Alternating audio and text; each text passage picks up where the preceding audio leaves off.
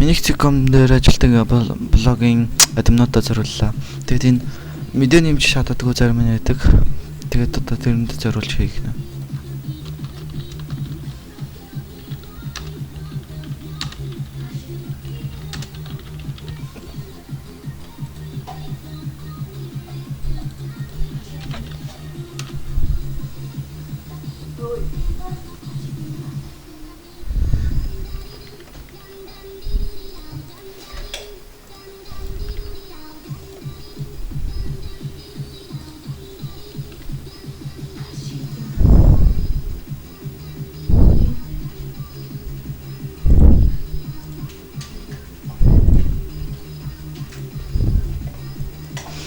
Заавал зөвшөөрөх.